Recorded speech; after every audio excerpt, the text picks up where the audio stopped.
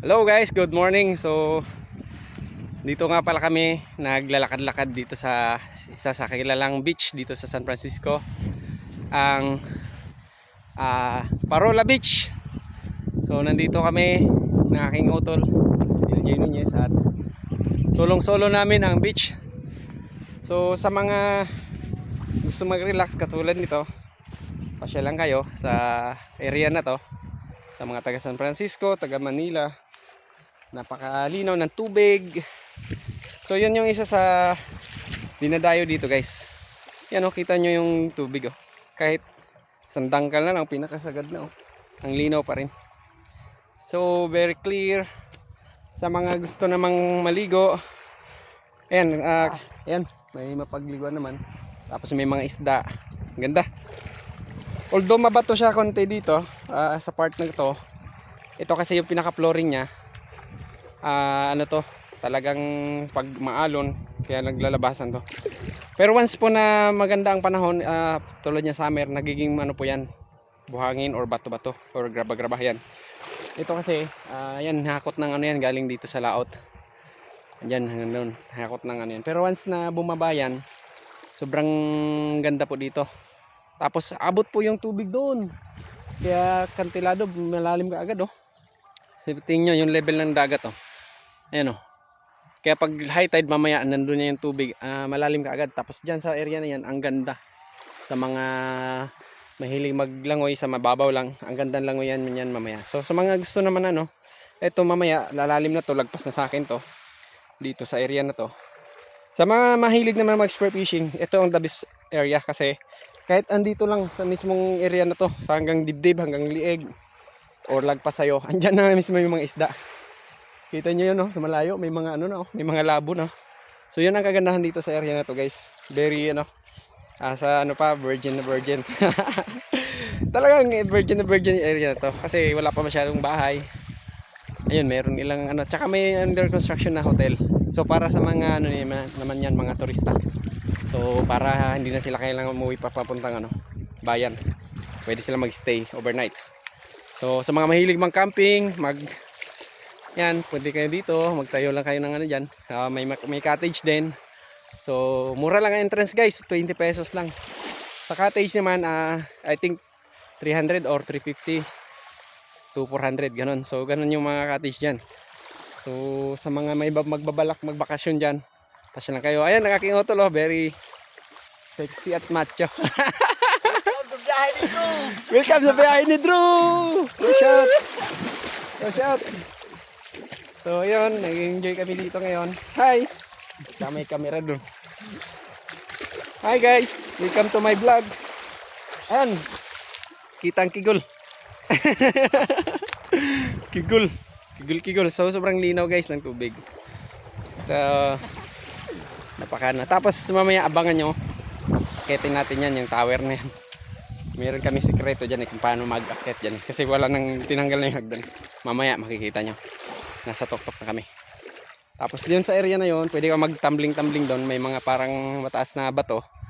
At very andun, malalim, masyado malalim. Tapos ang daming isda. Tsaka parang style doon, pag nandun ka sa area na yun, parang Palawan. Mamaya bisitahin natin. Tapos yung taas na yun, mag-picture-picture, pwede din. At syempre, adventurous yun. Gagamitan natin mga Spider-Man moves.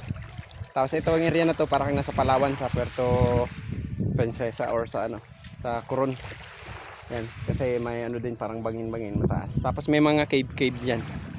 Hanapin natin yung mga nakabound diyan ni ano, Lolo Yamashita. Joke lang. So may history kasi to. Ito. So mahabang kwento. So ayun, ano pang hinantay natin? Dive na tayo dito sa malinaw at malinis na dagat. So yan no, napakapayapa ng aming area. Uy, sana all. May nahagip. Ay, papa. So, feeling nasa Boracay lang oh. Yan oh. Mamaya maghahubad din tayo ng ano, shirt. Eh wala namang nakakita kundi kami lang ng aking kapatid. Tapos ayun. Yan, so mamaya makikita mo yung mga ano namin. Joke lang. Ayun, so ano natin, dive na tayo. Sayang wala tayong pana. Ayos, let's go. Wow. So yun, sobrang ganda ng tubig, napakalamig. At nakaka-relax guys yung alon, yung sounds na create mula sa mga gravel. Pag ginanyan mo yung liig mo, naririnig mo yung impact ng alon mula sa mga graba, yung sounds ng yan, yung mga tunog ng graba. Ang ganda, nakaka-relax pag ginanyan mo yung pinaka batok mo, naririnig mo yung sounds ng graba na ang sarap sa pakiramdam. Yan, oh, nakasarap maligo sa tubig alat. Ayos.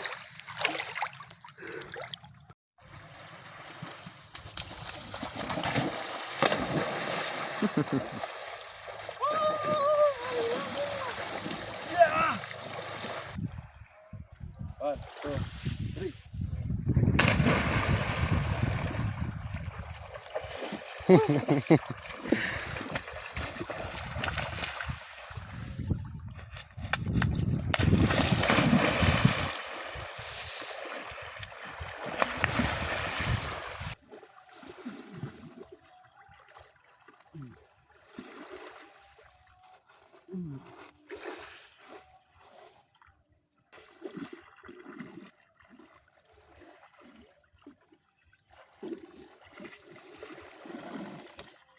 Dulo na ba sa mga sidandag ko eh? Sibo, naday sibo. Oh, sarap. Sibo na yun. Ang paglayat mo. Sibuan din siya. Dulo mo na.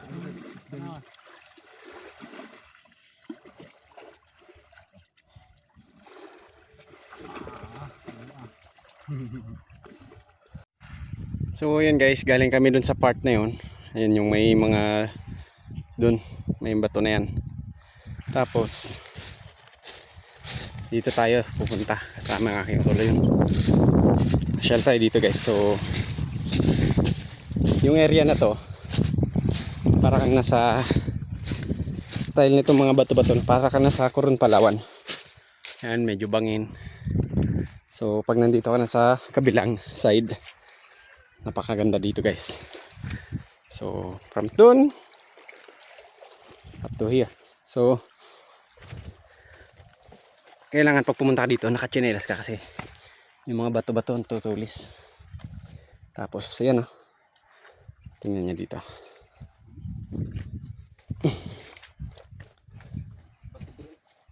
Napakaganda dito guys. Yan. Sobrang tulis nga lang ng bato. Ano yan, nag-form yan dahil sa alon sa ilang billion years ago. Sobrang talas guys. Grabe, sakit sa paa nito. Pero buti na lang may chinelas tayo.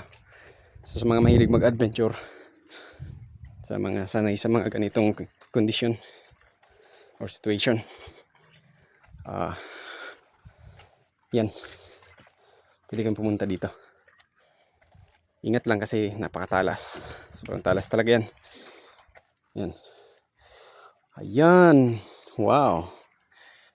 So kita nyo guys, mula doon hanggang dito. Ayan. Napakaganda dito. Lalo na guys pag high tide, malalim yung tubig, pwede ka mag-jump. Jump. Siyempre super fishing. So may mga isda pa rin dyan. Mga octopus. Iba-ibang klaseng seafoods or seashells. Yun. So Spider-Man mode ng ating adventurer. So it feels like you are in the place, the famous place in Palawan, Coron, Palawan. So yan, ganda, the best dito guys, oh. So isipin nyo pag high tide hanggang dito ang tubig, oh. Ngayon dun sa part na yun pwede kang magtumalon. Ngayon kasi medyo mababaw, delikadong magtalon-talon. Dun sa area na yun pwede doon tumalon. Kaya lang baka matsambahan dito. Kaya dapat high tide ka magtalon-talon dito. So sa mga mahilig may spear fishing, dito po ang napaka gandang area or spot. Siyempre yung mga magtutunan natin mamumusit nandito lang. Yan lang sila nangunguha ng mga iba't ibang klaseng isda. Commonly common catch nila is tuna. Mga pusit, giant pusit, yan yung mga ini-import. Ayan, napakaganda. See? Alright, so hanggang doon na lang ating video. So dito sa part nito, tapos mamaya may pupuntahan pa tayo sa taas. Okay, let's go.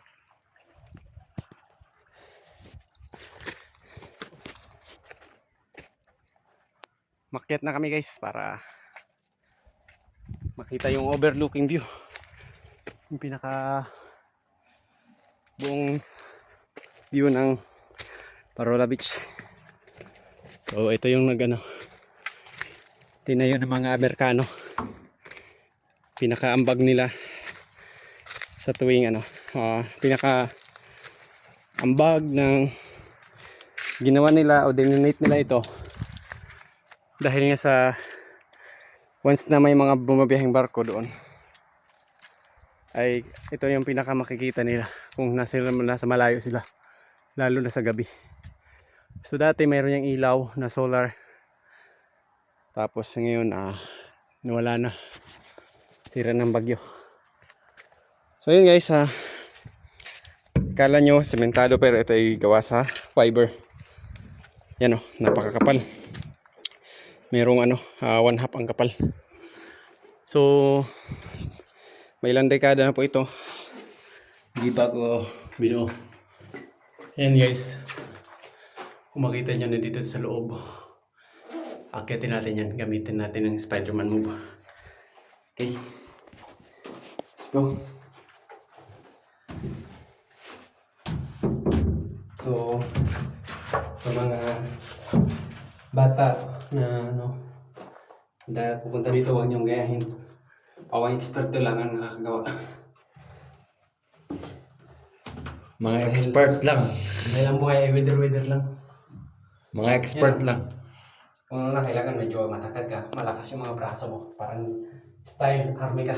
Pero ang ganda, matibay pa yung hagdan. Shout out sa mga Okay, ganyan lang din iso.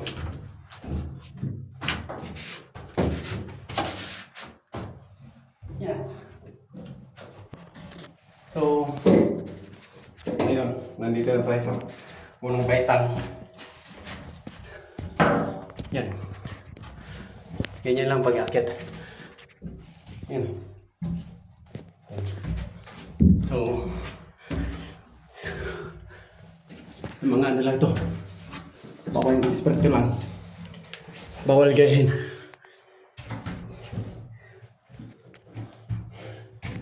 Gabok na yung pinaka dyan. Pinakaibaw. Ay na kayo pag pwersag tama. Halalay ka na lang. Woo! Ganda. Ganda guys. Panes. Wow. The best. Eee! Medyo nakakatakot kasi nandito na tayo sa takbo. Ganda. See? Gaano kaganda yung view na to guys.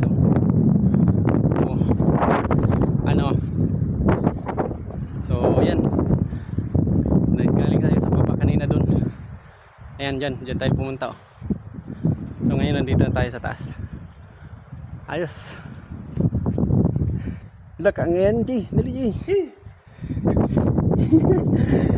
Game. Tapos natumba no. Nagilgig. Tindog.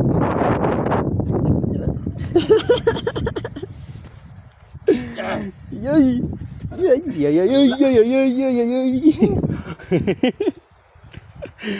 Kaway G.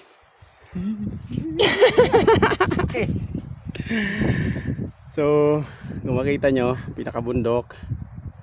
Yan. Yung pinaka beach. Nandito Dito tayo sa pinaka-tuktok guys ng Parola Beach, so overlooking views. At ayun, kita yung mga isda. So sobrang linaw ng dagat. Parang ano lang. Yan.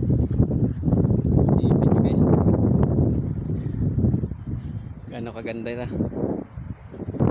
Alright guys. Tower. Tingnan nyo guys. At syempre, very adventurous yung ating activities ngayon. Kasi medyo risky. Mataas yung hagdan, mataas yung area. At medyo nakakatakot. Kasi malakas ang hangin. Umuuga-uga yung tower. At ayun guys, so sa mga mahilig mag-adventure, ito ang the best area, the best spot.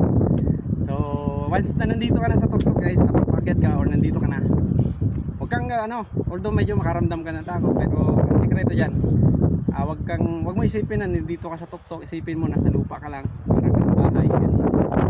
Isip mo nasa tuktok ka, nakakatakot, nakaka-nervous. Pero mag-iisip mong parang nasaan ka lang, ando na yung ingat. Tapos parang inisip mo lang nasa lupa or nasa semento, parang yun, para mawala lang yung takot. Nervous. Dito guys sa dyan yung mga dinadayo ng mga turista, mga taga sa amin. Tapos kita yung okay.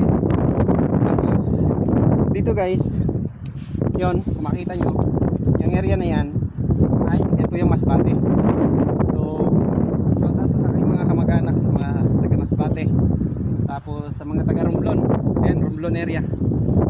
So yan guys, bukod sa nakikita natin yung Masbate, so kita rin natin yung Bulkang Mayon dito, tanaw mo yun, so ang ganda. Makita mo yung sikat na bulkan sa buong mundo, pinakamaganda at sikat na bulkan yun. So kaway-kaway sa mga taga Bicol, sa mga taga Legazpi, Albay, sa mga taga Mayon. So yun, ayos, ganda dito. So alright guys, so tapos na kami viewing dito sa pinakatuktok ng Parola at napakaganda. Sigurado magugustuhan nyo once na kayo mismo nandito. Ang sarap sa pakiramdam. Una medyo kakabahan ka, pero pag makasanay ka na, napakaganda na mawala na yung kaba mo at magugustuhan mo dito. So very overlooking views at a view. So the best good experience with my brother. In the future I will go back here, and baba na tayo kasi ayos na yun. Na tayo 30 minutes tambay. So sa halagang 20 pesos mo, ito yung mga adventure na pwede mong gawin dito sa Parola Beach, San Francisco. Alright, take care, ingat. Yes.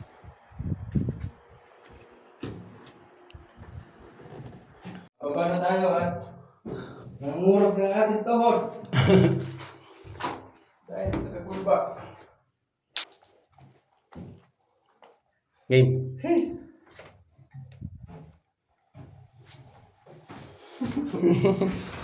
Ayos. So okay na guys. Ayos, so ayos din ang experience dito. Kuha na.